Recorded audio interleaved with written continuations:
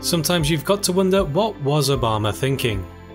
In 2005, Bob Ney, former congressman, was imprisoned for taking bribes to effect the sale of an airplane to the Iranian regime while prohibited by sanctions. His advisor at the time, Trita Parsi, founder of the National Iranian American Council, NIAC, a Washington-based pro-Tehran advocacy and lobbying organisation. Parsi began pro-Tehran activities in 1997 with a lobby organisation called Iranians for International Cooperation, its agenda the removal of US economics and political sanctions against Iran. In 2001, Parsi moved to the United States as director of the American Iranian Council (AIC), an anti-sanction advocacy organisation funded by the US oil companies keen to do business in Iran. Parsi soon created the National Iranian American Council, or NIAC, backed by Tehran-based Baquer Namazi, a director of Hamyaran, Iran's NGO initiative. In 2005 to 2006, some 50 anti-war and progressive organisations formed a coalition opposed to America's harsh policy on Iran. NIAC played a major role shaping the coalition's policies and trying to transform the coalition into an anti-sanction pressure group. While NIAC claimed to be a non-partisan, non-profit organisation dedicated to advancing the interests of the Iranian American community, it spent little time or energy on Iranian Americans. Instead, it lobbied the US government to lift economic sanctions against Iran. Internal documents show it only used its pro-Iranian American posture to advance its political agenda. NIAC claimed to be the largest Iranian American organisation in the United States, a claim that was fraudulent. NIAC hyped its membership.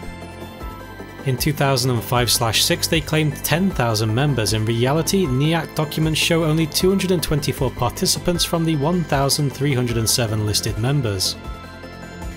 In 2008, their 25,000 membership was later reduced under oath to around 1,000. NIAC never represented Iranian American views, rather espoused the views of Tehran. Most Iranian Americans oppose Iran's revolutionary regime and rejected Obama's appeasement policy too. When the Ney scandal broke, criticism of NIAC's pro-Iran activities increased in 2008. NIAC and Parsi filed a lawsuit for defamation against one of their critics. In the discovery phase of the lawsuit, NIAC had to release internal documents which clearly showed NIAC's links to Tehran. Later, the Washington Times, in a front-page article which said, "Law enforcement experts say emails between Mr. Parsi and Javad Zarif, Iran's ambassador to the United Nations, shows the group operated as an undeclared lobby. It may also be guilty of violating tax laws, the Foreign Agents Registration Act, and lobbying disclosure laws." Former FBI Special Agent Kenneth Piernick said it appears this may be lobbying on behalf of the Iranian government's interests. NIAC funding was also tainted by connection to Iranian entrepreneur Valid Alaband, who was fined $15 million following the illegal export of a Boeing aircraft to Iran in the mid-2000s. In 2007 he donated $50,000 to NIAC. Alaband's relationship with Ney was well known in US government circles. After Obama's election, NIAC lobbyist Patrick Disney said, "This is a chance to demonstrate that our group and our position is now the centre of gravity on the Iran issue," adding, "We're here and we're going to push for the positive agenda." In 2009, Obama's conciliatory approach towards Tehran was endorsed by Parsi, resulting in NIAC gaining influence. Parsi became White House partner. He went from fringe player to expert. The convergence of views between Obama administration and pro-Iran lobby helped NIAC evolve from a pressure group to a high-level White House player. Obama continued to extend his friendship with the Iranian regime. He sent 2 secret letters to the Iranian Supreme Leader Ali Khamenei, as well as a conciliatory video message to Iran's leaders. In 2009, Iran's rigged presidential election provoked a year-long anti-regime uprising that brought the regime close to collapse. Millions of Iranian demonstrators were facing a brutal crackdown of arrest, beatings, rape and torture, and hundreds were killed.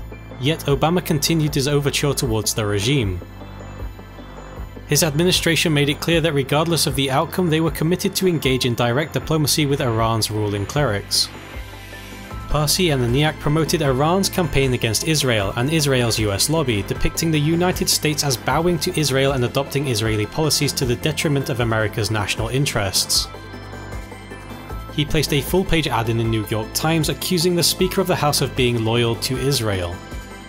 He tweeted about Senator Lindsey Graham's trip to Israel. Graham repledges loyalty to a foreign leader. NIAC continued pushing the Iranian agenda to ease economic sanctions and accept a nuclear-capable Iran, recognizing Iran as a regional power and accepting the Iran regime as legitimate. As president, Obama embraced these recommendations. Parsi lobbied, if the United States adopts a less belligerent attitude towards Iran, the Iranian regime will reciprocate. The moderate factions will be empowered, the Iranian regime will gradually reform itself, its regional policies will change, and it will become a successful regional power abiding by international rules. Obama believed this. One must question the wisdom of Obama's presidency in accepting Parsi as anything other than the Tehran regime's apologist. He had a history of deceit. There was overwhelming evidence of his lack of integrity and his true beliefs and intentions.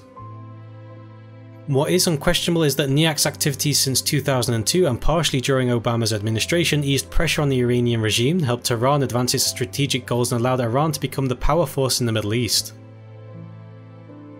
Incidentally, NIAC finally lost their defamation lawsuit in 2012. The court dismissed the claim and punished NIAC and Trita Parsi for discovery abuses, including false declarations to the court.